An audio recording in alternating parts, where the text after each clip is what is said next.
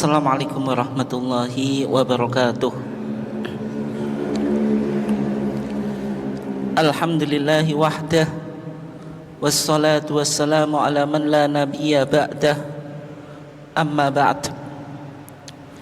Jamaah Masjid Al-Mu'awanah yang dimuliakan Allah, alhamdulillah pada malam hari ini kita masih diberikan oleh Allah Subhanahu wa taala berbagai macam kenikmatan, nikmat yang berupa kesehatan dan juga kesempatan, sehingga kita masih bisa meluangkan waktu kita untuk tafaqquh fiddin, mendalami agama melalui kajian ketarjian pada malam hari ini.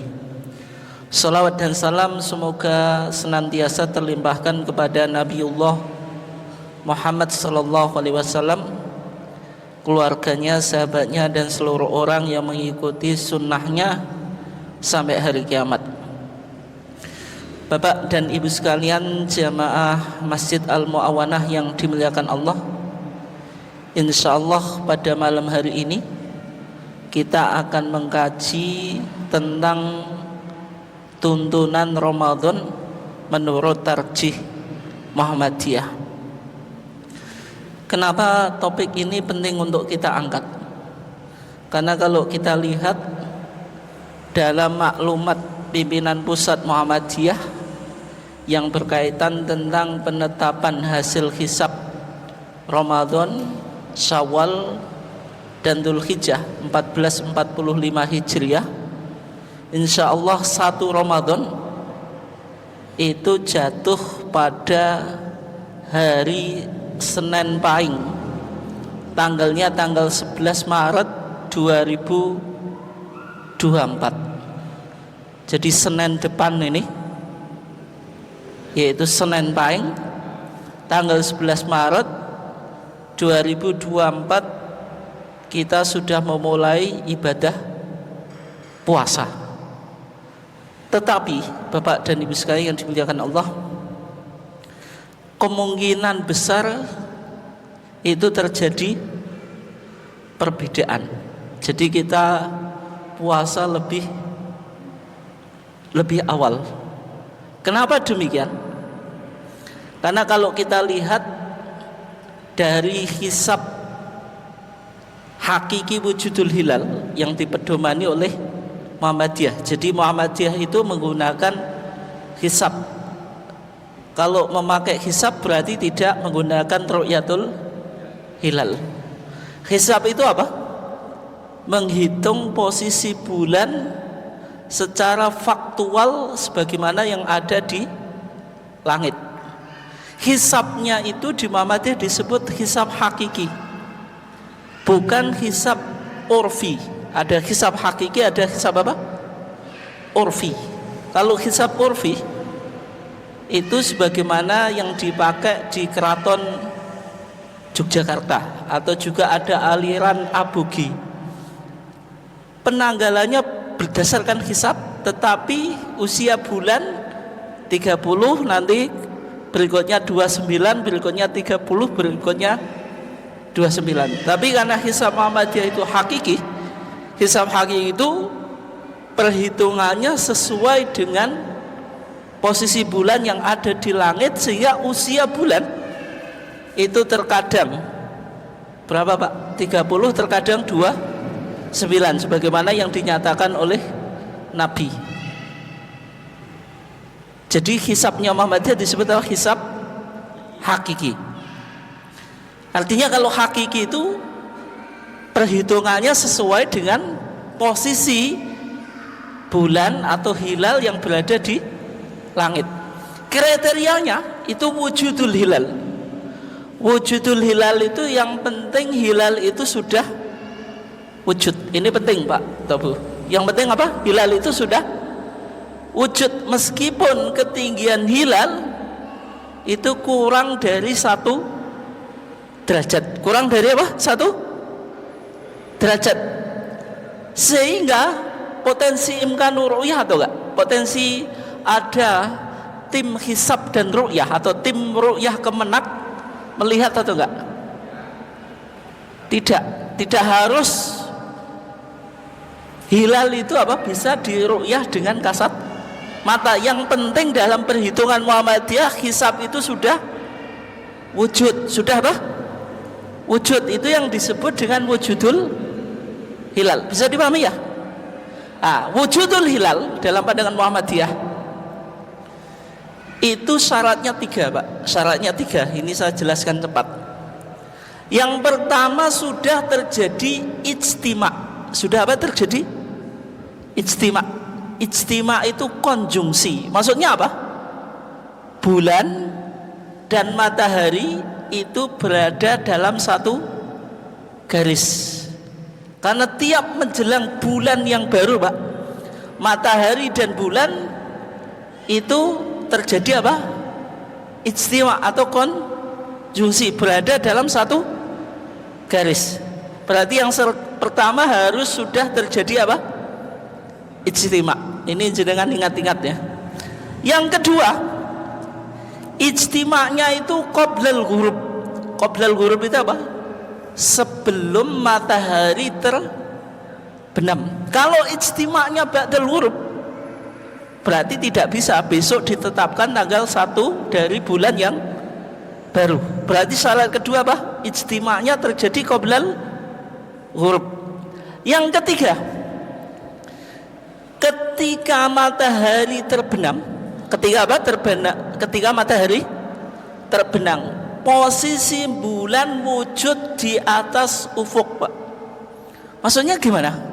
Kalau jenengan di tepi pantai, waktu sore-sore, Pak, mengamati matahari terbenam. Matahari itu kan kayaknya masuk ke dalam laut, toh. Nah, hilalnya ketika matahari sudah masuk ke dalam laut, itu dia wujud. Sehingga kalau hilalnya wujud, itu berarti sudah wujudul hilal. Sama ahli hisab dihitung, ini ketinggiannya berapa gitu. Ketinggiannya apa? Berapa? Kalau gak ada 1 derajat, tidak mungkin imkanu ru'yah, tidak mungkin hilal kelihatan. Minimal terlihat kalau berdasarkan keputusan Mabims kemarin, Pak, itu mensyaratkan berapa, Pak? 3 derajat. Bisa dipahami ya? Gambaran secara umum hisab hakiki wujudul hilal. Kita coba lihat, Pak,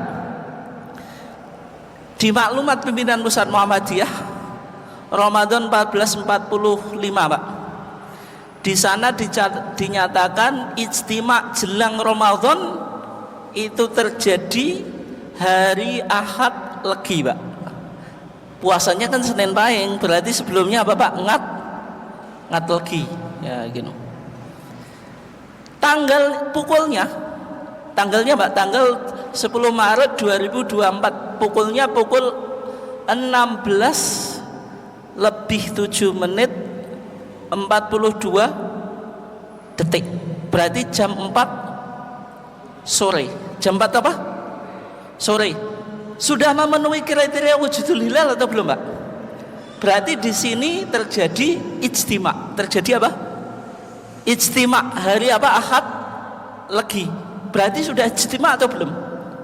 Sudah. Pukul berapa?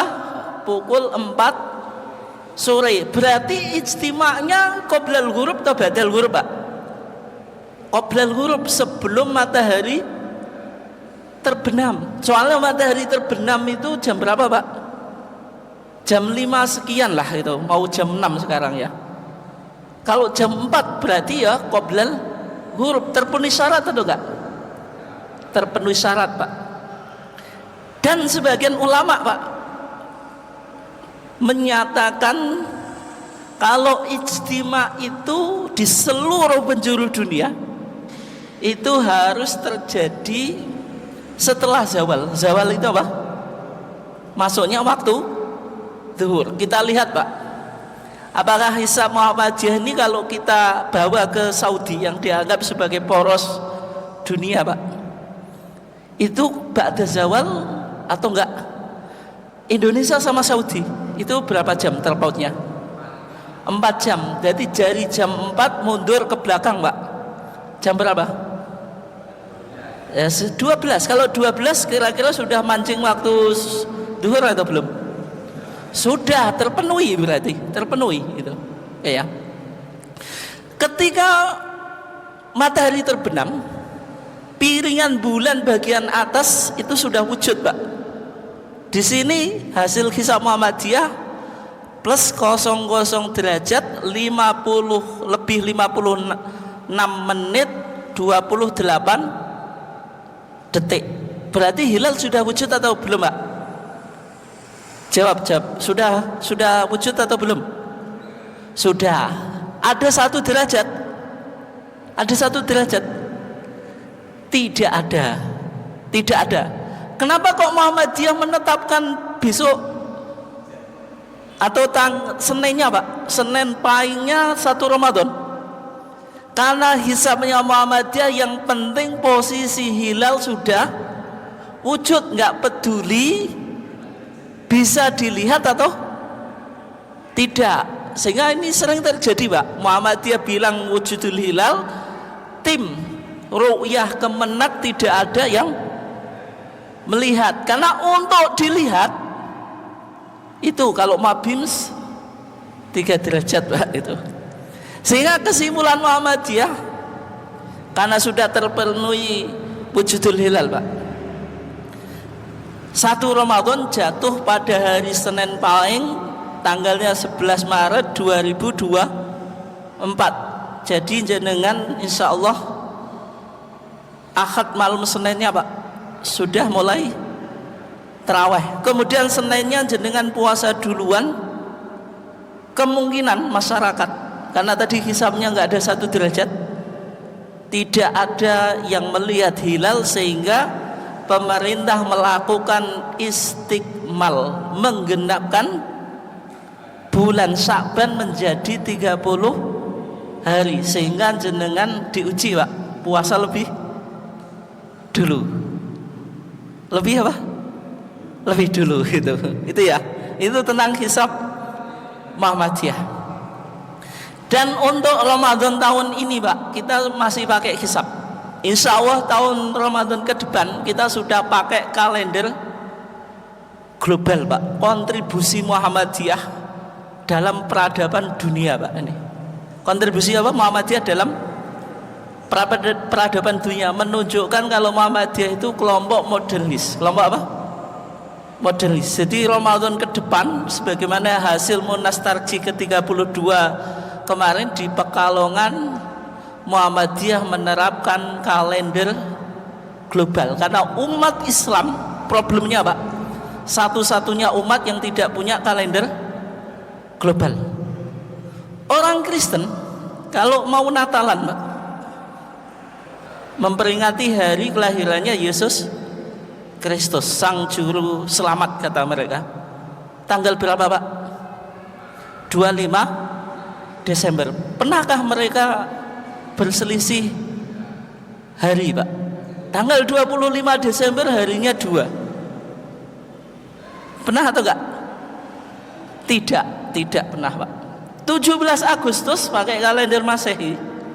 Pernah enggak 17 Agustus terjadi di 2 hari, Pak?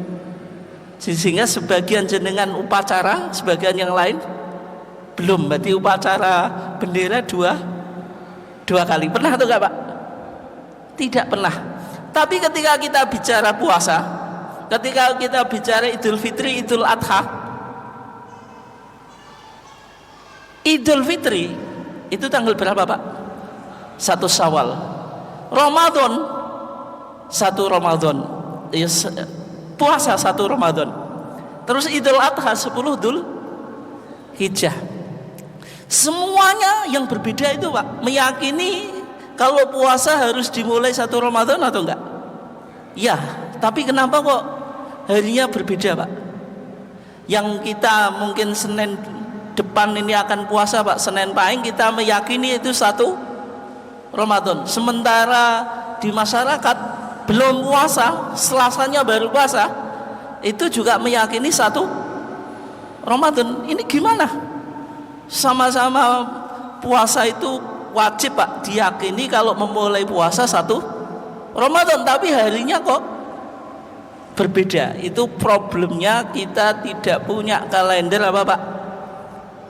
Global. Lah sehingga Muhammadiyah ke depan menerapkan kalender global Pak. Meskipun itu banyak tantangan ya, tapi paling tidak itu kontribusi Muhammadiyah yang nanti akan dicatat sebagai hutang peradaban Pak. Bahasanya umat Islam ini umat yang satu-satunya tidak memiliki apa? Kalender, karena cara penentuan bulan baru Pak, masih dengan cara apa Pak? Tradisional dengan ru'yatul hilal. Oke. Itu seputar apa? Pengantar tentang hisab ya. Nanti suatu saat bisa kita kaji lebih dalam lagi. Nah, berikutnya kalau kita bicara tentang puasa, maka ayat yang cukup populer sering dibaca oleh ustadz, kiai dan seterusnya. Ya ayyuhalladzina amanu apa?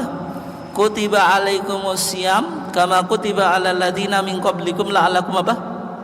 Tattaqun. Ya ayyuhalladzina amanu, siapa yang berfirman? Allah. Yang diseru siapa? Orang-orang yang mukmin. Diperintah untuk apa? Kutiba alaikumusiyam. Diperintah untuk apa? Melakukan puasa. Kemudian disebutkan taklilnya, alasannya la'allakum apa? Tattaqun. Bahwasanya puasa itu menjadikan level spiritualitas kita itu naik menjadi muttaqin. Lah untuk mencapai la'allakum tattaqun, kita harus melakukan berbagai macam kegiatan ibadah. Tidak cukup Pak puasa habis sahur tidur, nanti waktu zuhur bangun, setelah itu tidur lagi, waktu asar bangun sholat, setelah itu buka, malam tidur lagi gitu, karena puasa capek ya. Kira-kira bisa nggak menjadi la'allakum tattaqun? Tidak bisa juga. Puasa tapi nggak sholat karena takut dibilang nggak soleh itu. Tapi kalau sholat itu kan nggak ada orang yang tahu mungkin. Bisa nggak jadi mutakin? Ya tidak ya. Sehingga untuk menjadi mutakin itu ya pertama melakukan puasa itu sendiri, yang kedua sholat, baca Quran, sodaqah, iktikaf. Ini yang sering dilakukan oleh Rasulullah apa? Ketika sudah masuk 10 hari daripada bulan Ramadan itu.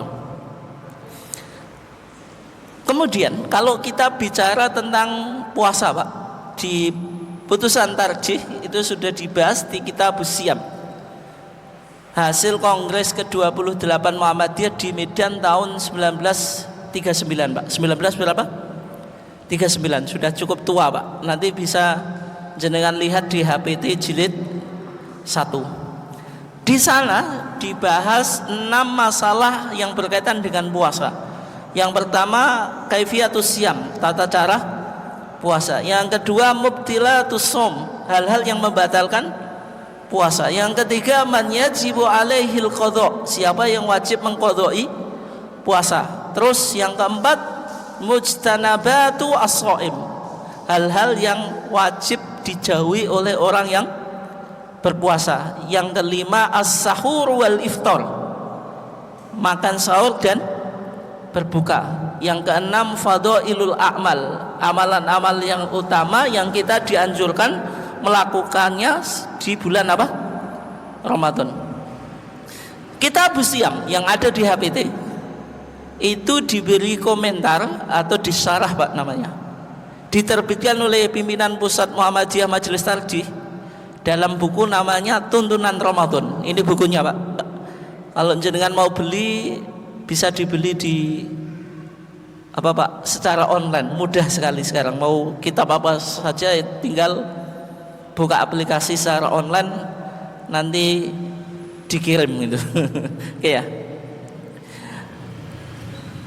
Di dalam kitab Siyam dan juga Tuntunan Ramadan Pak, dijelaskan beberapa hal yang berkaitan dengan puasa. Yang pertama, siapa yang diwajibkan berpuasa Ramadan dan yang tidak diwajibkan. Yang diwajibkan puasa Ramadan Pak, yang pertama semua orang muslimin dan muslimat. Berarti kalau muslim apa? Wajib puasa. Bagaimana kalau Islamnya KTP saja, Pak? Ya karena di KTP-nya masih Islam, ya tetap diperintah apa? Puasa. Yang penting apa? Muslim itu diperintahkan untuk apa? Puasa. Yang kedua mukallaf. Mukallaf itu apa? Akil balik. Akil itu orang yang berakal, maksudnya orang gila tidak kewajiban puasa. Balik, anak kecil kewajiban atau enggak? Tidak. Tapi kalau jenengan punya anak mulai dilatih puasa sejak usia berapa, Pak? 2 tahun ya, sejak dini lebih bagus ya. Tapi berapa? 2 tahun. 7 tahun, tak kira 2 tahun. Nah, 7 tahun sebagaimana sholat. Jadi kalau anak kecil itu mulai dilatih ibadah itu usianya berapa, Pak? 7 tahun. Kalau jenengan 5 tahun sudah dilatih, ya berarti lebih bagus. Kalau 10 tahun belum sholat, belum puasa, boleh apa? Dipukul itu. Tapi pukul yang edukatif, Pak, bukan memukul untuk menghajar. Kalau punya anak laki-laki dan perempuan 10 tahun harus pisah ranjang, Pak. Itu pisah ranjang. Maksudnya kamarnya disendirikan. Jangan sampai nanti sudah 15 tahun masih satu kamar laki-laki dan perempuan, itu jadi masalah, Pak. Itu ya, itu. Sehingga tadi puasa kalau sudah 7 tahun mulai dilatih, 10 tahun ya mulai dikasih penekanan. Kemudian yang tidak wajib berpuasa itu siapa? Wanita yang haid dan nifas. Itu tidak wajib melakukan puasa Ramadan, tetapi wajib apa? Qadha. Dan tidak boleh misalnya wanita haid, oh saya wanita solihah, meskipun haid saya tetap mau puasa. Enggak boleh, Pak, haram, itu haram. Berarti dia harus berbuka, tapi wajib apa? Wajib qadha. Itu kalau puasa. Kalau sholat tidak perlu untuk diqadha'i. Tapi yang penting untuk dicatat, Pak, haid itu rukhsah atau enggak? Mana tadi ibu-ibunya sudah enggak ada. Haid itu rukhsah atau enggak, Pak? Rukhsah atau enggak? Rukhsah itu apa? Keringanan. Haid itu rukhsah atau enggak, Pak? Rukhsah atau enggak? Tidak. Kenapa, Pak? Tidak. Haid itu bukan rukhsah, Pak. Meskipun di masyarakat sering muncul bahasa itu, haid, wanita haid itu rukhsah. Berarti apa? Enggak usah puasa, wajib qadha. Tapi itu namanya bukan rukhsah. Rukhsah itu keringanan. Dia boleh mengambil keringanan tersebut, boleh tidak.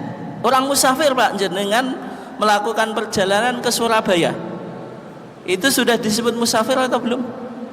Sudah. Kalau dalam madzhab Syafi'i 16 farsah, Pak. 16 farsah itu 85 km. Itu disebut musafir. Kalau di Muhammadiyah tidak ada ukuran jarak. Yang penting secara adat dia disebut apa? Musafir. Musafir itu orang yang membawa perlengkapan bepergian, bawa tas dan seterusnya loh. Kalau jenengan ke Babat itu ya enggak musafir, enggak ada orang yang bilang musafir. Tapi masalahnya ketika kita melakukan safar di zaman sekarang, Pak, sampai Surabaya capek atau enggak? Capek atau enggak di bulan puasa? Capek atau enggak, Pak? Enggak, wong naik mobil sudah ada AC-nya juga gitu. Nyaman, di mobil tidur gitu.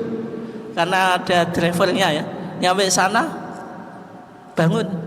Capek atau enggak? Baik-baik saja gitu. Sehat. Tapi boleh berbuka atau enggak? Boleh atau enggak?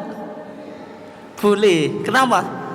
Karena dia masih disebut musafir. Tapi kalau dia tidak berbuka boleh atau enggak? Boleh, itu namanya rukhsah. Tapi kalau wanita haid harus tidak puasa. Berarti haid itu catat haid itu bukan rukhsah. Haid itu apa? Manik, sesuatu yang menghalangi ibadah. Nanti kalau haid itu rukhsah, disebut rukhsah, Pak. Berarti wanita haid boleh berpuasa, boleh tidak. Tapi yang betul apa? Wajib tidak berpuasa. Berarti bukan rukhsah, Bu. Haid itu bukan apa? Bukan rukhsah, meskipun di masyarakat sering disebut apa? Rukhsah. Dia manik. Manik itu penghalang. Maksudnya apa? Sesuatu yang menghalangi sahnya ibadah. Dan wanita ketika menjalankan puasa disyaratkan dia tohiroh, suci dari haid itu. Bisa dipahami ya? Oke. Berikutnya, orang yang mendapatkan rukhsah dan boleh meninggalkan puasa. Boleh meninggalkan puasa tetapi wajib qadha. 2 orang saja. Yang pertama, orang yang sakit biasa. Sakit biasa itu sakit apa? Maksudnya masih bisa diharapkan kesembuhannya. Tapi kalau jenengan sakit linu, sakit apa, Bu? Pak? Sakit panas, sakit gigi, sakit apa lagi? Sakit hati gitu, mangkel, Pak. Boleh tidak puasa atau enggak? Tetap puasa. Maksudnya apa? Sakit yang menjadikan jenengan susah menjalankan apa? Puasa. Itu yang disebut sakit biasa. Maksudnya sakit yang masih diharapkan apa? Kesembuhannya. Kalau dalam bahasa fikih itu yurjaburuhu, masih diharapkan apa? Kesembuhannya. Itu boleh apa? Tidak berpuasa tapi wajib qadha. Yang kedua, musafir, orang yang bepergian. Tadi kalau menurut mazhab Syafi'i 16 farsah atau 85 kilometer. Kalau sini Surabaya berapa, Pak? Berapa, Pak? Berapa meter? 75. Kurang, Pak. Nah, kalau sini Bojonegoro lebih, Pak. Nabi secara adat kalau di Muhammadiyah, selama itu disebut musafir, meskipun kurang dari 16 farsah ya tetap apa, Pak? Boleh qasar, boleh puasa. Cirinya apa? Kalau musafir itu pasti bawa perlengkapan, Pak. Bawa apa? Perlengkapan. Tapi tadi sudah kita bahas ya, mana yang lebih baik ketika kita bepergian dalam konteks modern ini, Pak? Lebih baik puasa atau berbuka, Pak? Lebih baik puasa. Kenapa? Ya karena qadha itu lebih susah daripada puasa di bulan Ramadan, Pak. Kenapa? Mergo nak qadha jenengan mangan puasa sendiri, Pak. Yang lainnya podo mangan dewi-dewi. Yang kedua, dari segi waktu puasa di bulan Ramadan sama di luar bulan Ramadan baik mana? Baik di bulan Ramadan, sehingga kalau kita bepergian masih nyaman, Pak, tidak capek, ya lebih baik apa? Tetap puasa itu. Dalilnya ini, faman kana minkum maridun aw ala safarin fa iddatun min ayyamin ukhra. Kalau orang sakit, orang dalam bepergian boleh berbuka tapi harus diganti di luar bulan Ramadan, Pak. Di luar bulan puasa. Kalau qadha di bulan puasa enggak boleh, sebagaimana yang sudah kita apa? Kaji. Misalnya jenengan tahun Ramadan kemarin apa, Pak? Sakit 1 bulan enggak puasa. Sekarang kita bakal kedatangan bulan Ramadan. Jenengan gunakan Ramadan ini untuk mengqadha. Enggak boleh, enggak boleh. Berarti qadha itu wajib di luar bulan Ramadan. Yang kedua, qadha itu harus sesuai dengan jumlah puasa yang ditinggalkan, Pak. Wong nyaur utang basa kita. Nyaur kan sesuai dengan nominalnya, Pak.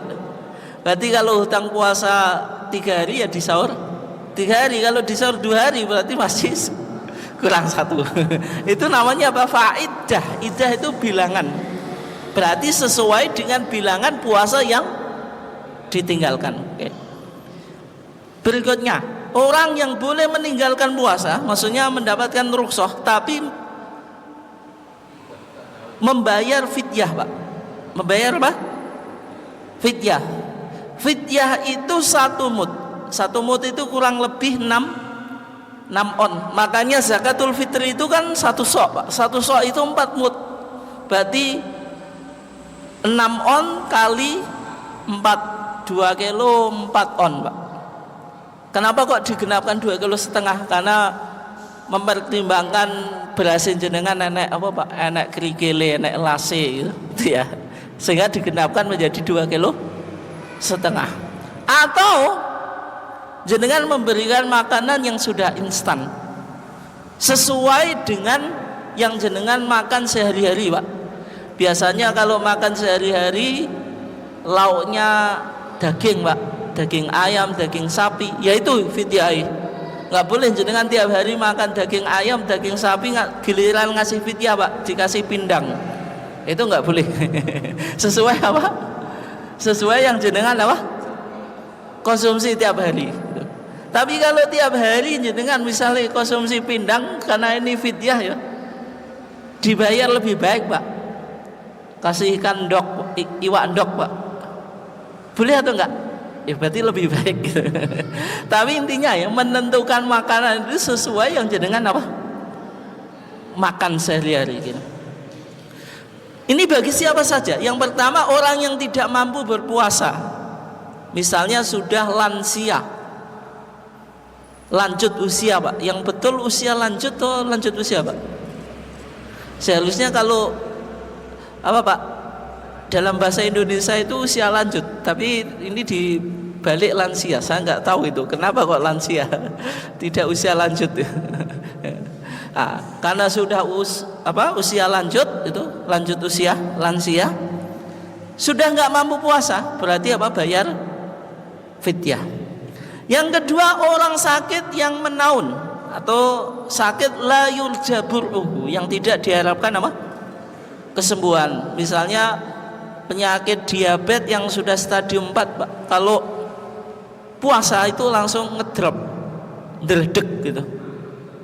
Nah, semacam itu bayar fidyah. Yang ketiga dan keempat, ini khusus jenengan, Bu. Wanita hamil dan menyusui itu cukup ngasih apa? Fidyah. Ini meskipun berbeda dengan mazhab Syafi'i. Kalau mazhab Syafi'i, Bu, wanita hamil dan menyusui itu dilihat dulu, Bu. Jenengan nggak puasa itu sebabnya apa? Kalau takut diri jenengan sendiri, cukup apa? Fidyah. Tapi kalau takut bayi atau anaknya, misalnya kalau wanita hamil takut keguguran bayi yang dikandungnya, kalau wanita menyusui takut susu yang diberikan pada anaknya semakin berkurang, yang semacam itu wajib qadha dan wajib apa? Fidyah. Itu menurut mazhab apa? Syafi'i. Tapi kalau di Muhammadiyah sama dengan pandangannya Ibnu Abbas. Ketika Ibnu Abbas menafsirkan wa 'alal ladzina yutiqunahu fidyatun ta'amu miskin, dan atas orang-orang yang susah menjalankan puasa fidyatun ta'amu miskin, dia disuruh ngasih fidyah berupa makanan orang miskin. Kata Ibnu Abbas, ini untuk wanita hamil dan menyusui. Berarti di Muhammadiyah dikuatkan pandangan wanita hamil dan menyusui cukup apa? Bayar fidyah. Hikmahnya apa, Pak atau Bu? Sebelum ditemukannya KB, wanita itu bisa tiap tahun, mohon maaf ini, melahirkan, Pak. Kalau tiap tahun melahirkan terus menyusui tiap tahun, mergo basa Jawane, Pak, tapi ini enggak jelek, Pak. Reden, pitik itu reden ya. Apa, Pak? Bisa cepat hamil itu deh.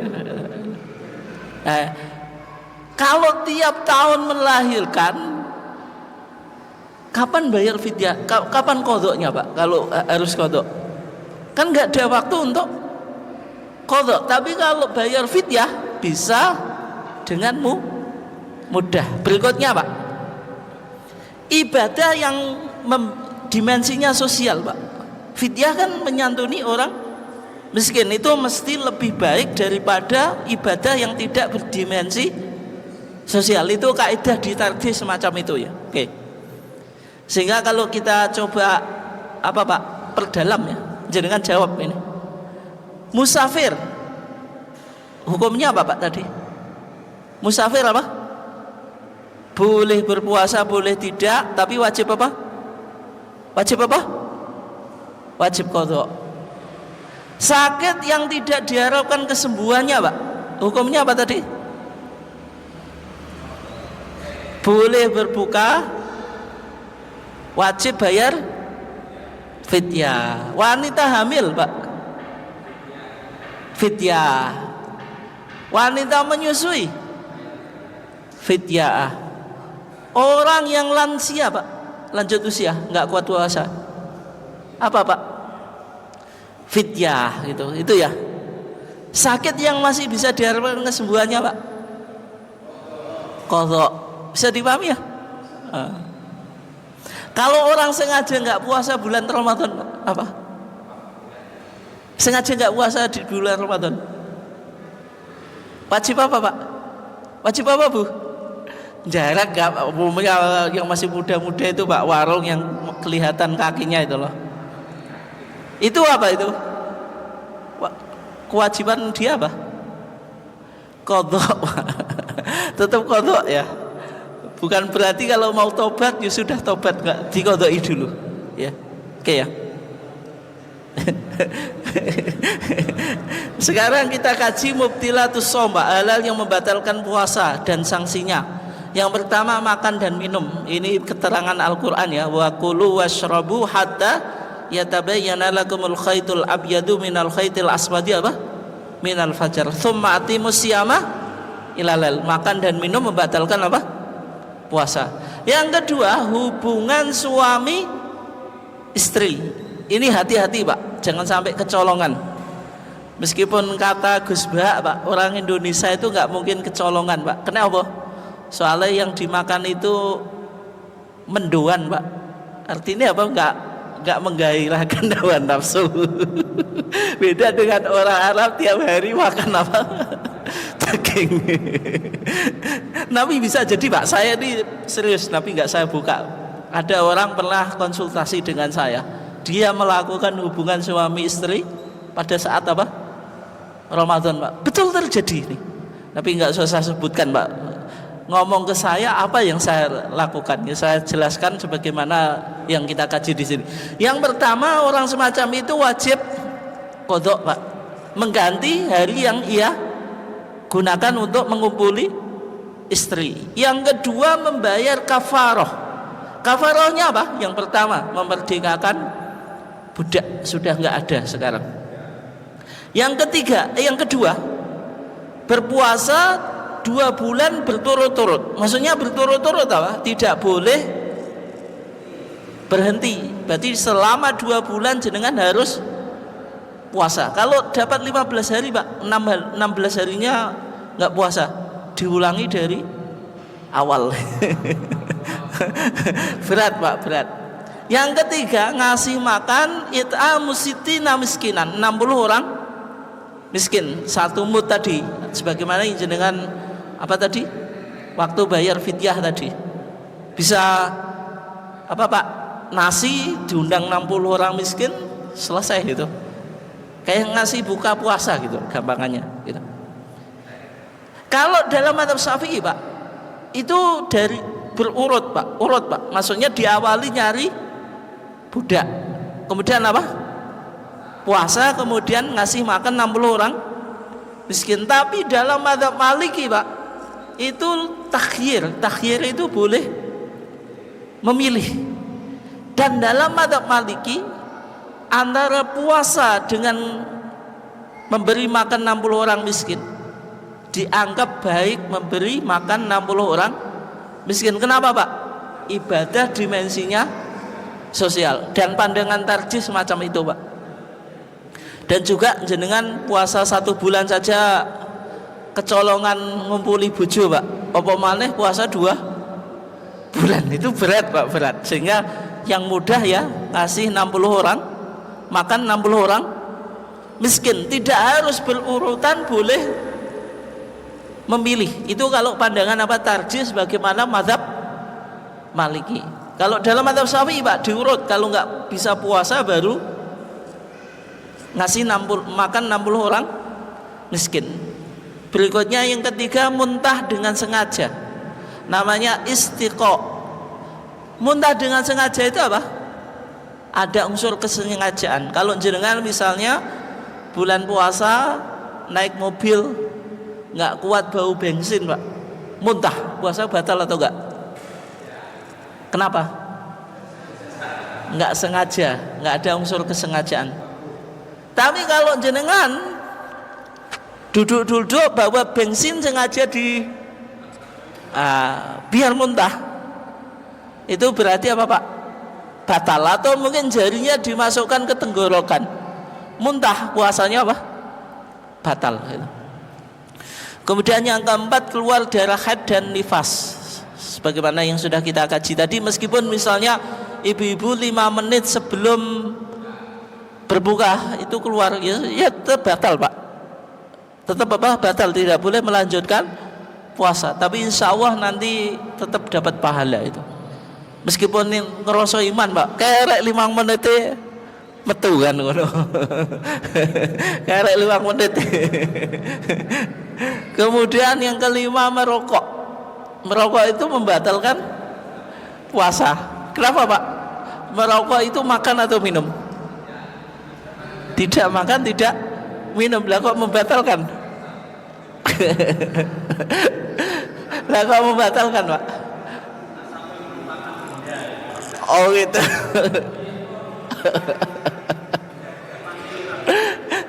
Karena merokok itu menikmati juga Pak, menikmati. Bahkan kalau orang yang sudah kecanduan Pak, posoi sing paling nggak betahi apa?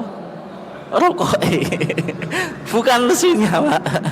Sehingga merokok itu termasuk apa Pak? Sejenis makanan. Kenapa? Karena tadi merasa nikmat, meskipun tidak, ini dinilai makanan juga enggak kan? Karena berupa apa? Asap. Tapi yang jelas memenuhi syahwat apa Pak? Kayak syahwat jenengan nafsu makan itu Pak. Iya atau enggak? Enggak Pak. Sehingga apa? Merokok hukumnya membatalkan apa? Puasa. Enggak boleh Pak. Bulan Ramadan jedal-jedil gitu. Kan yang membatalkan hanya makan dan minum. Rokok itu bukan makan dan minum, enggak, bukan semacam itu. Oke, berikutnya mengeluarkan sperma dengan jalan onani, pakai tangan atau pakai alat Pak. Tapi kalau jenengan tidur kemudian mimpi ketemu mantan pacarnya dulu gitu, karena dianggap lebih cantik gitu, akhirnya apa Pak? Muncrat gitu, terbangun, puasanya batal atau enggak? Tidak batal Pak.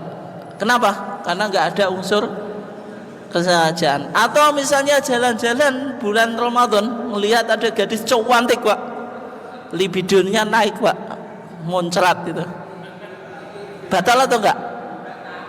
Batal atau enggak Pak? Tidak batal Pak, nggak batal Pak.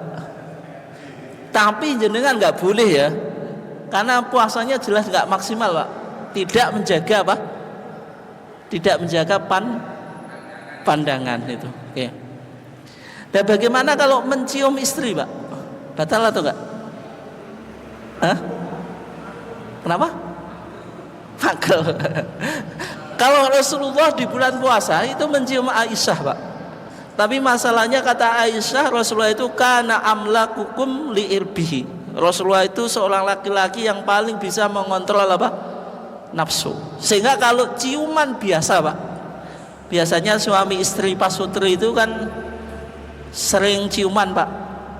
Suaminya mau kerja, cium istrinya dulu. Jadi kan juga gitu Pak.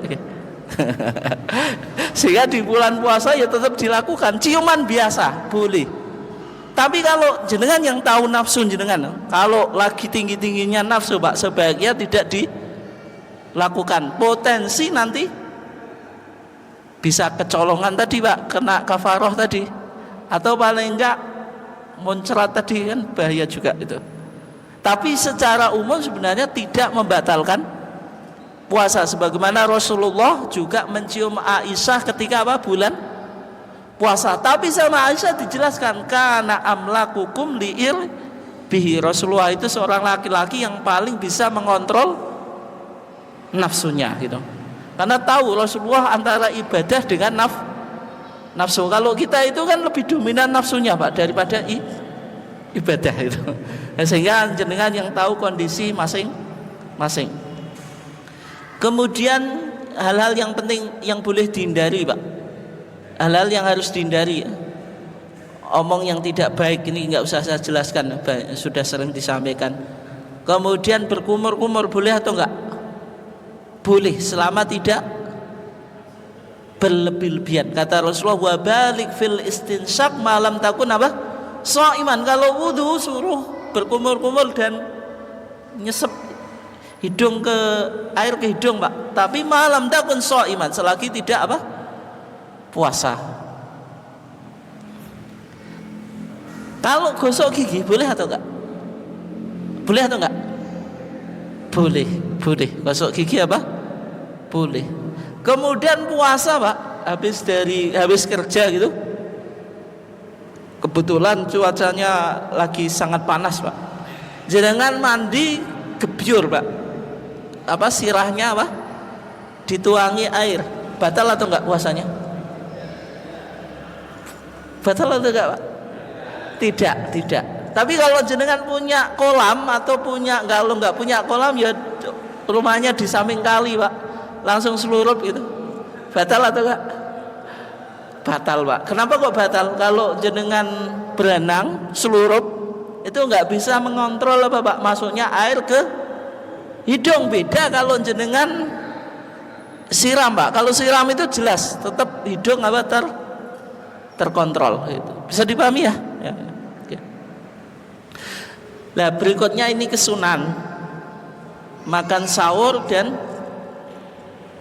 berbuka. Makan sahur itu penting Pak, penting karena kualitas ibadah kita puasa masih fit itu karena melakukan makan sahur. Sehingga makan sahur itu tidak pernah ditinggalkan oleh Rasulullah. Kata Rasulullah, suruh makan sahur walau jur'atama, walaupun satu gelas air gitu. Terus sunnahnya itu takhir itu apa? Mengakhirkan. Kalau jenengan makan sahur jam 12 itu baik atau enggak Pak?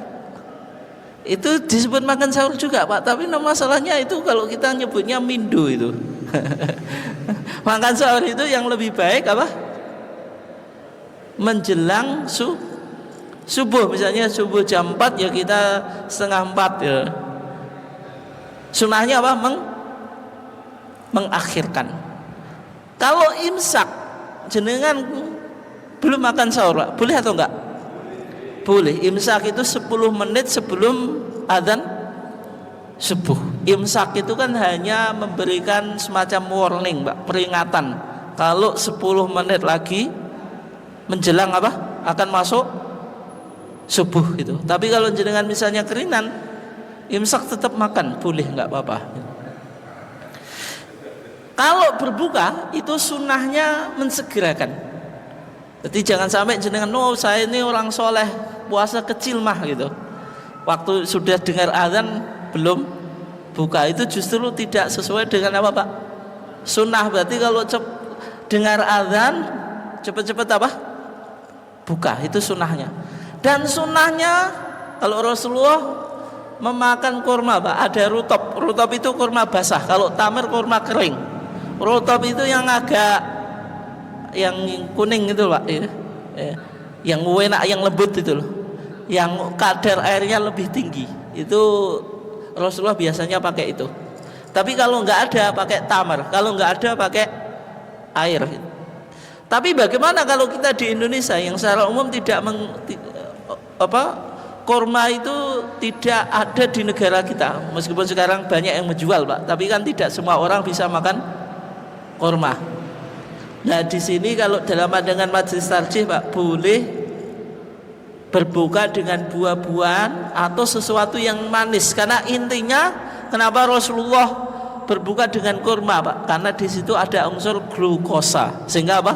Cepat memulihkan tenaga. Itu intinya, dipahami pada apa, Pak? Substansinya, bukan pada makna zahirinya gitu. Itu bagi negara yang apa? Yang enggak ada makanan kurma. Kemudian doa ketika berbuka, Pak, yang secara umum doanya apa?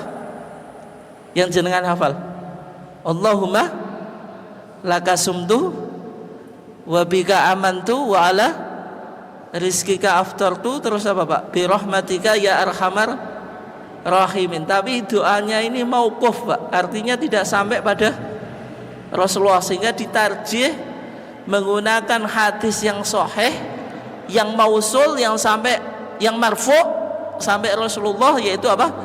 Dzahabat dhama'u wabtalatil uruqu wa thabatal ajru insyaallah. Ini ya doanya kalau ditarjih nih. Dzahabat, telah hilang, adh-dhama'u, dahaga, wabtalat, dan telah apa, Pak? Basah, al-uruqu, urat-urat, wa thabata al ajru, mudah-mudahan pahala itu tetap insyaallah jika Allah menghendaki. Tapi yang menjadi pertanyaan, dibaca sebelum berbuka atau setelah berbuka, Pak? Sebelum atau setelah? Kalau di TV itu sebelum, Pak. Doa sebelum berbuka, Allahumma laka sumtu wa bika amantu wa ala rizkika apa? Aftartu. Tapi sebenarnya, Pak, dalam kitab fikih Syafi'i sudah saya cek ya, di Fathul Wahhab, di Fathul Mu'in, kemudian di Minhajut Thalibin, itu semuanya bilang akibal fitri, sesudah apa? Berbuka. Wong redaksinya saja kan dzahabat dhama'u, telah hilang dahaga. Berarti doa ini diucapkan setelah berbuka. Makanya ditarjih tuntunannya itu setelah berbuka. Lah kalau berbuka baca bismillah sebagaimana makan biasa. Setelah kita selesai baca ini, dzahabat dhama'u wabtalatil uruqu wa thabatal ajru apa? Insyaallah. Nah, berikutnya hal-hal yang dianjurkan ketika kita berpuasa, Pak. Yang pertama sedekah, yang kedua mudarasatul Quran, banyak berinteraksi dengan Al-Quran. Yang ketiga qiyamul lail, ini yang akan kita bahas ya. 10 menit lagi kuat, Pak? Kuat ya 10 menit lagi? Tanggung kalau enggak kita bahas, Pak. Kemudian iktikaf di 10 hari yang terakhir di bulan Ramadan. Qiyamul lail dalam pandangan Muhammadiyah itu mencakup sholat tahajud, sholat witir, sholat qiyamul lail, sholat qiyamul Ramadan. Semuanya disebut apa? Sholatul lail. Disebut apa? Sholatul lail. Dan ketika dilakukan di bulan Ramadan disebut qiyamu Ramadan. Sebagian menyebut apa, Pak?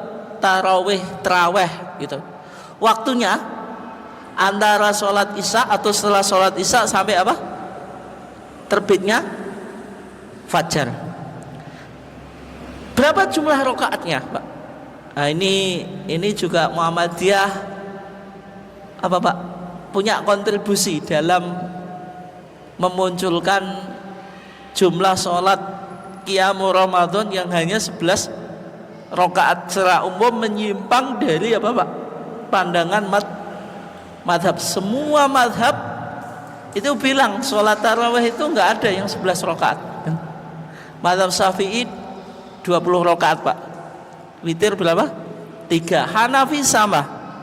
Maliki ada 2 riwayat, Pak. Yang satu bilang 20, yang satu 36 plus 3 witir berarti 39. Kemudian Hanafi juga 20, Pak. Tapi kelompok yang ini, Pak, yang menyerukan pada Quran dan Sunnah, tajdid atau salafi gitu, bilang 11. Kenapa 11? Karena melihat dari praktek yang dilakukan oleh Nabi. Sedangkan yang 20 rakaat Itu hadisnya disebutkan di kitab Al-Muwatta, Pak. Itu dilakukan pada zaman Umar ibn Khattab, ketika Umar bin Khattab mengumpulkan para sahabat ala qari'in wahidin atas satu imam, yaitu Ubay ibn Ka'ab. Di riwayat yang lain juga selain Ubay ibn Ka'ab ada Tamim Ad-Dari, tapi hadisnya itu mauquf, Pak. Hadisnya mauquf. Jadi dalam kajian majelis tarjih yang dianggap sahih itu hanya 11 itu. Meskipun Muhammadiyah tetap menghormati yang lebih dari 11. Alasannya apa, Pak? Alasannya hadis Aisyah, riwayat Imam Bukhari ya. Ketika Aisyah ditanya Abu Salamah ibn Abdirrahman, bagaimana pertanyaannya, Pak? Kaifa kanat sholatu Rasulullah sallallahu alaihi wasallam fi Ramadan? Bagaimana sholat Rasulullah di bulan Ramadan? Ini pertanyaannya siapa? Muridnya Aisyah, yaitu siapa? Abu Salamah ibn Abdirrahman. Bagaimana jawaban Aisyah? Maka Rasulullah SAW yazidu fi Ramadan wala fi ghairi ala ihda asrata rakaatan. Salatnya Rasulullah itu di bulan Ramadan atau di luar bulan Ramadan enggak melebihi berapa? 11 rakaat. Berarti dari sini dipahami salat yang dilakukan oleh Rasulullah di bulan Ramadan atau di luar bulan Ramadan itu sama. Tidak melebihi berapa? 11 rakaat gitu. Nah, sehingga dari hadis ini, Pak, dipahami sama majelis tarjih salat qiyam Ramadan itu apa? 11 rakaat gitu. 11 apa? Rakaat. Meskipun sama mazhab Syafi'i, Pak, hadis ini dibawa untuk salat witir, bukan salat qiyam Ramadan. Tapi jawaban kita, Pak, Abu Salamah ibn Abdirrahman itu ketika tanya Aisyah, apa? Pertanyaan apa? Kaifa, bagaimana kanat sholatu Rasulullah, sholatnya Rasulullah fi Ramadan. Tanya tentang witir atau enggak? Tidak. Oleh sebab itu sebagian ulama, Pak, bilang ketika mazhab Syafi'i membawa hadis ini ke sholat witir, Pak, itu takalluf. Takalluf itu apa, Pak? Sesuatu yang bukan ke situ dipaksakan, dipaksakan kesimpulannya ke situ, Pak.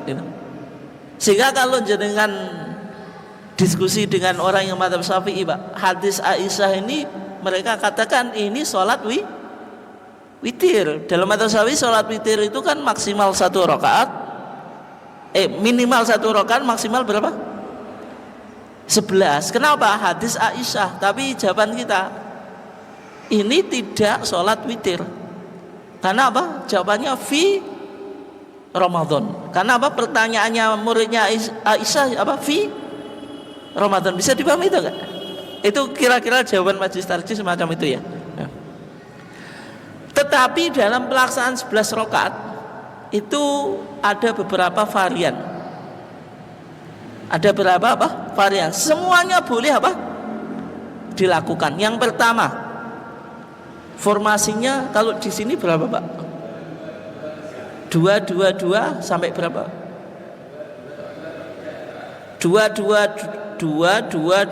berarti 8 rakaat, Pak. 3 witir. Oke. Dalam pandangan majelis tarjih, kita awali yang pertama dulu, Pak. Biar urut ya, nanti ke yang diperhatikan di sini. 4-4-3. 4 apa? 3. Maksudnya formasinya apa? 4 rakaat 1 salam, 4 rakaat 1 salam, terus 3 witir. Dasarnya apa? Dasarnya hadis Aisyah tadi, Pak. Ketika Aisyah menjelaskan sholatnya Rasulullah itu di waktu bulan Ramadan maupun di luar bulan Ramadan enggak lebih dari berapa? 11 rakaat. Aisyah menjelaskan tata caranya, Pak. Yusolli arba'an. Rasulullah itu sholatnya 4 rakaat. 4 rakaat ini 1 salam atau 2 salam, Pak? Kalau dalam pemahaman tarjih 1 salam, Pak. Meskipun kalau teman-teman salafiyah, Pak, salafi itu bilang arba'an ini bukan 4 rakaat 1 salam, tapi 2 rakaat. Kalau sudah 4 rakaat duduknya agak lama, maksudnya duduk untuk istirahat. Karena dibawa ke hadis Nabi yang lain, sholatul laili masna masna, sholat malam itu 2 rakaat 2 rakaat. Maksudnya hadis Aisyah ini bukan 4 rakaat 1 salam, tapi itu melakukan takwil, Pak. Takwil itu apa? Membawa makna yang lebih jauh. Yusolli arba'an, Rasulullah sholat 4 rakaat, 4 rakaat ya 4 rakaat, makna zahirnya ya 1 salam. Itu pemahaman tarjih. Yang kedua, Pak, kalau sholat qiyamul Ramadan atau tarawih, Pak, kalau dalam mazhab Syafi'i dilakukan 4 rakaat itu tidak sah, Pak. Makanya kalau orang mazhabnya Syafi'i fanatik, Pak, nggak mau sholat tarawih di masjid Muhammadiyah, jenengan lihat di Fathul Mu'in, termasuk di Fathul Qori, Fathul Wahab, lau sholla arba'an bitaslimatin wahidatin lam tasihha. Kalau seseorang itu sholat tarawih 4 rakaat dengan 1 salam, lam tasihha, enggak sah itu.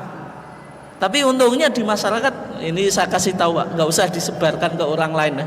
Nanti kalau mereka tahu enggak mau apa sholat di masjid Muhammadiyah. Bisa dipahami juga ya? Dalam mazhab Syafi'i kalau sholat tarawih 4 rakaat 1 salam itu enggak sah. Bisa dipahami atau enggak? Bisa ya? Sehingga sholat tarawih dalam mazhab Syafi'i itu berapa? 20 rakaat. Pelaksanaannya berapa, Pak? 22. Berarti 20 rakaat berapa kali salam? 10 kali salam. Kalau dibuat 5 kali salam tidak sah. Tidak sah, Pak. Tidak sah. Sehingga kalau orang yang fanatik mazhab Syafi'i, Pak, enggak mau sholat di belakang di Masjid Muhammadiyah, Kak. Kalau 4 3, karena qiyamul Ramadan mereka enggak ada. Qiyamul Ramadan itu 4 rakaat. Bisa dipahami atau enggak? Bisa ya? Nah, gitu. Tapi kalau dalam pandangan tarjih, Pak, tetap boleh, karena dalam hadis Aisyah ini Rasulullah sholat 4 rakaat. Fala tas'al an husnihinna wa tulihinna, enggak usah kamu tanya tentang baiknya sholatnya Rasulullah. 4 rakaat itu baik, Pak. Maksudnya apa? Rukun dan sunnahnya dilakukan. Kalau tarawih sebaiknya gitu, Pak. Meskipun beredar video tarawih 7 menit, Pak, itu kira-kira baik atau enggak? Tapi Rasulullah melakukannya itu baik, Pak. Wa tulihinna juga panjang. Artinya kalau baik itu memenuhi apa? Rukun dan sunnahnya. Kalau 7 menit, Pak, kira-kira sunnahnya dilakukan atau enggak? Itu enggak baik, Pak. Maksudnya sholat yang baik, yang kualitas itu apa, Pak? Melakukan rukun dan melakukan apa? Sunnah. Terus Rasulullah sholat 4 rakaat, tsumma yusolli thalathan, kemudian 3 rakaat, Pak. Berarti memunculkan formasi apa, Pak? 4 4 3. Bisa dipahami ya? Berikutnya, ini yang jenengan amalkan di masjid ini ya. Formasinya 2 2 2 2. Berarti berapa? 8. Witirnya 3. Sebagaimana hadis Ibnu Umar, Pak. Bahasanya Rasulullah bersabda, "Sholatul laili masna masna." Salat malam itu 2 rakaat 2 rakaat. Kemudian witirnya kenapa 3, Pak? Ini sebenarnya menggunakan 2 hadis, Pak. Yaitu hadis Aisyah tadi, Rasulullah salat witirnya apa?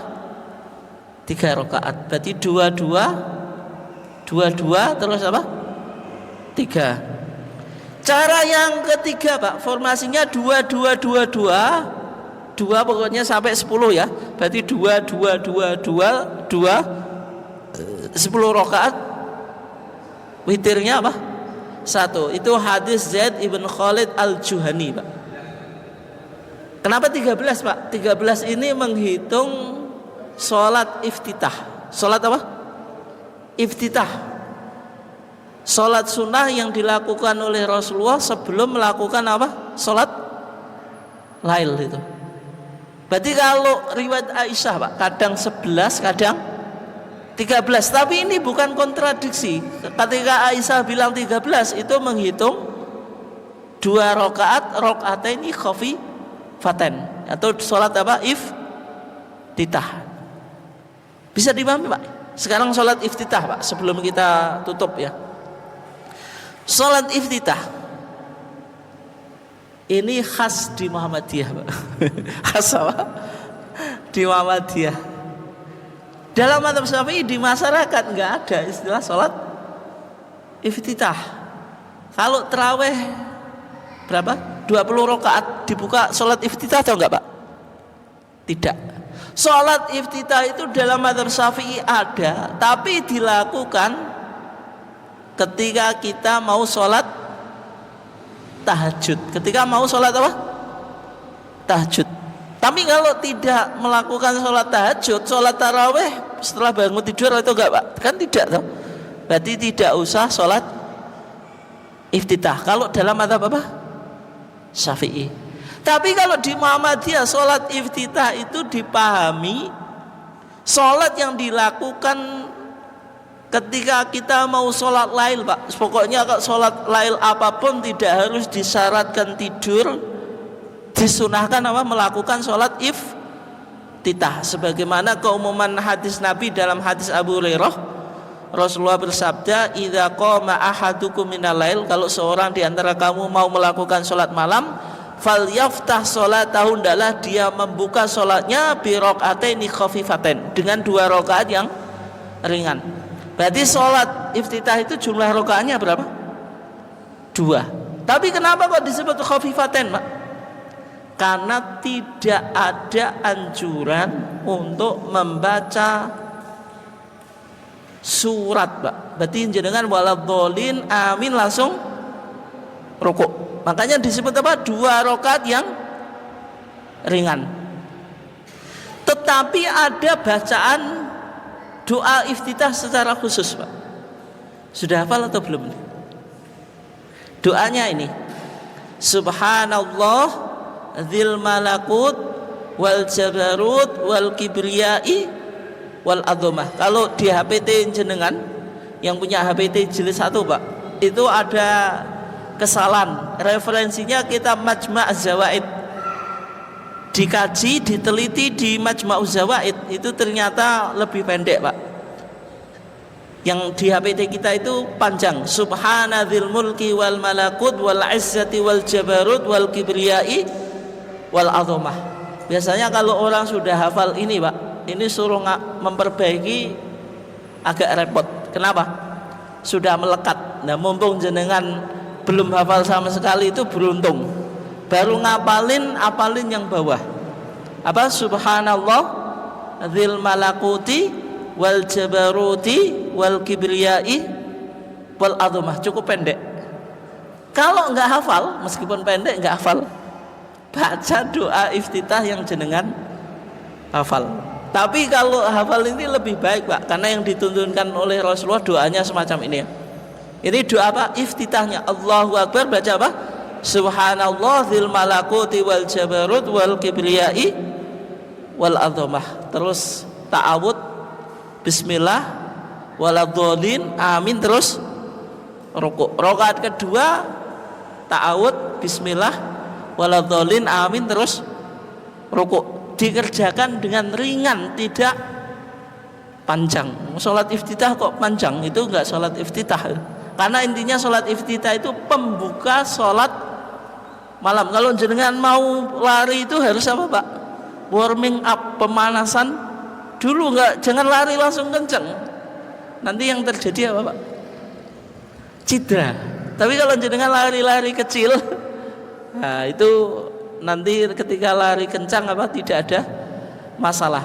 Kemudian yang terakhir, witir. Ketika kita witir disunahkan baca Sabbihisma rabbikal a'la, surah Al-A'la ya. Kemudian rakaat kedua Al-Kafirun, rakaat ketiga Al-Ikhlas. Terkadang Rasulullah menambahi Al-Falaq dan An-Nas, tapi kadang-kadang. Tapi kalau Al-Ikhlas saja sudah cukup. Setelah itu, setelah kita selesai witir, Pak, disunahkan membaca doa. Doanya sudah hafal atau belum? Doanya Subhanal Malikil Kudus, Subhanal Malikil Kudus. Yang bacaan ketiga itu suaranya ditinggikan, Pak, dan diangkatnya. Subhanal Malikil Kudus, berarti dari pelan semakin apa? Semakin tinggi ya. Subhanal Malikil Kudus, Subhanal Malikil Kudus, Subhanal Malikil Kudus.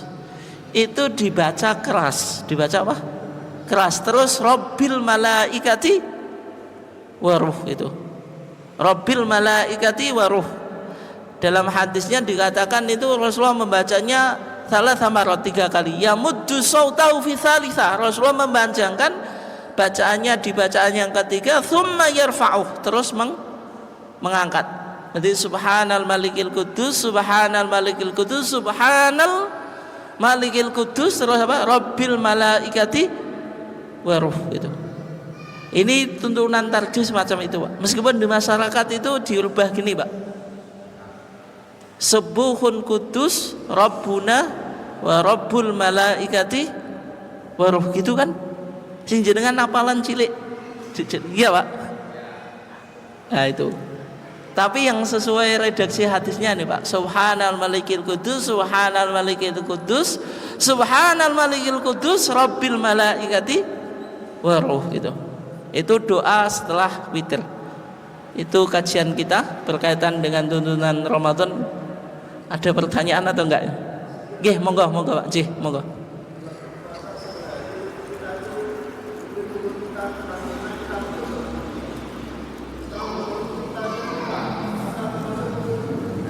Ntar Pak, enggak dengar. Doa apa?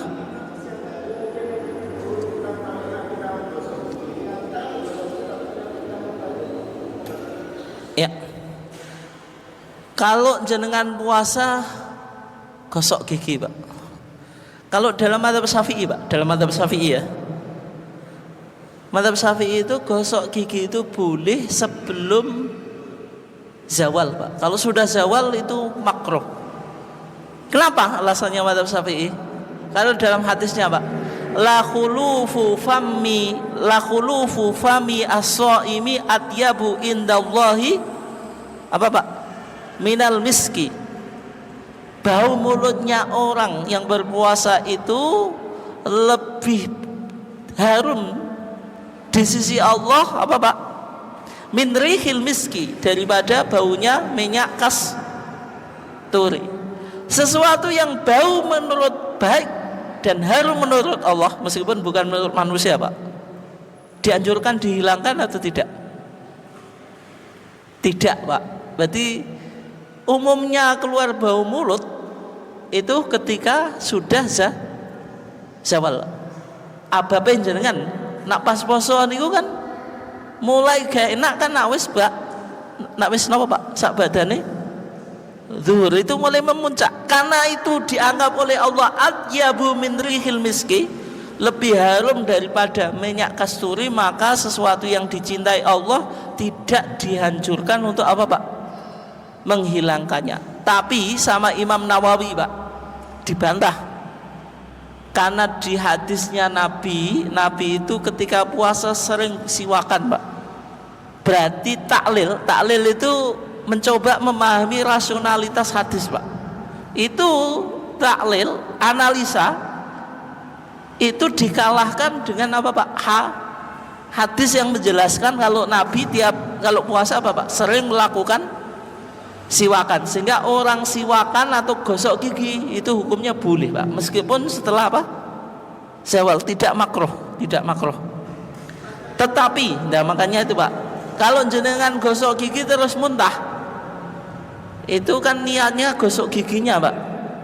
Tapi kalau jenengan masukkan pasta gigi supaya muntah, nah itu baru batal. Tapi kalau niatnya gosok gigi kemudian muntah, itu tidak batal. Sebagaimana jenengan naik tadi, Pak, naik kendaraan terus mabuk, Itu niatnya mau mabuk dulu atau naik kendaraan dulu? Nah, naik kendaraan dulu Pak. Nah kalau jenengan tadi niatnya kan gosok gigi dulu, kebetulan muntah. Tapi kalau niatnya jenengan saya gosok gigi supaya muntah, nah itu batal. Nah itu. Oke, yang lainnya ada atau enggak? Oke, monggo Pak. Enggak puasa Pak? Fungsinya apa dulu?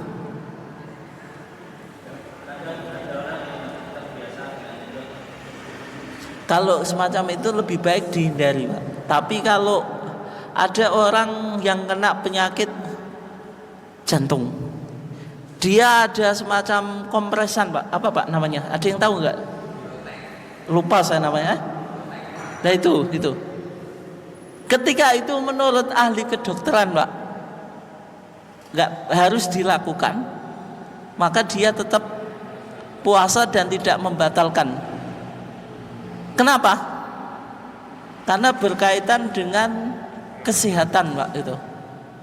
Kalau sesuai keterangan dokter Pak, karena dia menghirup itu untuk menyehatkan jantungnya. Kalau kajian ulama-ulama kontemporer yang semacam itu dianggap tidak membatalkan puasa.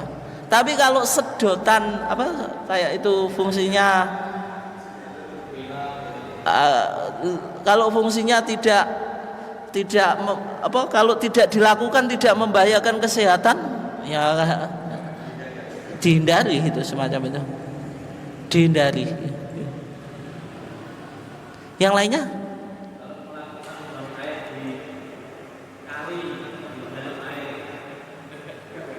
Kenapa?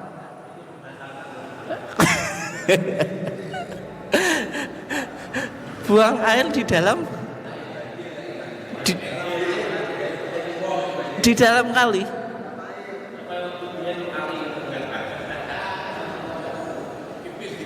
Pipis di kali, nggak hubungannya nggak, saya belum menangkap poinnya. Pipis di kali, BAB di kali membatalkan puasa. Tidak Pak, tidak. BAB di kali apa hubungannya?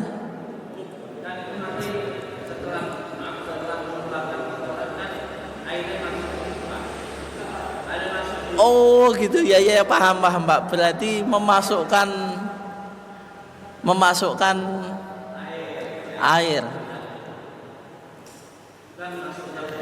Ya gini Pak, kalau jenengan cebok itu kalau ditelankan waktu puasa ya, disogrokkan ke dalam, sebagian bilang batal. Tapi kalau BAB dikali itu perlu dikaji dulu ya. Saya belum dapat kajian sejauh mana air itu bisa masuk ke dalam Pak gitu. Itu saya butuh kajian dulu ya.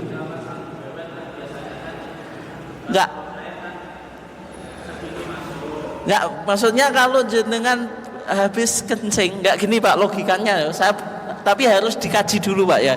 Ini pakai logika akal dulu. Kalau jenengan BAB dikali, perutnya kembung atau enggak? Kembung itu karena kemasukan air.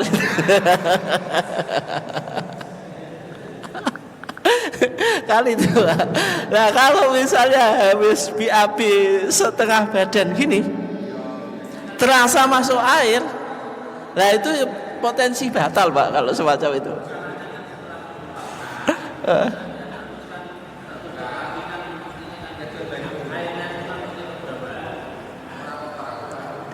Iya kan gini tuh Pak, kayaknya itu ya, lubang itu kan cepat menutup tuh Pak.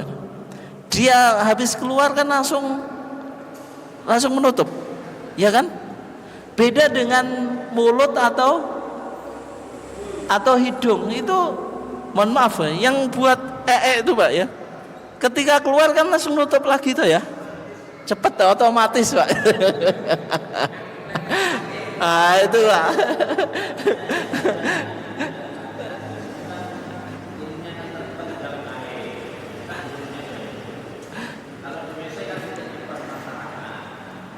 Ya maksudnya kan kajian gitu loh, sejauh mana.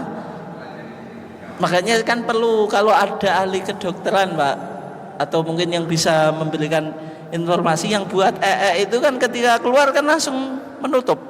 Beda dengan mulut sama hidung. Kalau hidung dan mulut ini ketika masuk air potensi langsung apa Pak? Masuk. Tapi kalau lubang yang buat kita kencing itu Pak, dan juga untuk berak itu susah untuk dimasuki air gitu. Jawaban kita gitu Pak. Oleh sebab itu orang yang cewek meskipun apa Pak, itu kan sebenarnya kalau cewek kan tetap di apa Pak, dipersihkan air loh. Itu saja kan juga nggak membatalkan gitu.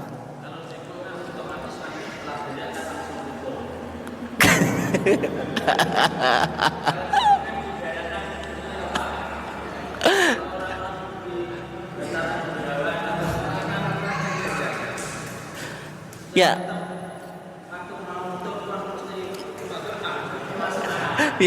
intinya gini Pak. Ya intinya gini, dikaji dulu gitu sejauh mana lubang untuk itu bisa menutup atau tidak.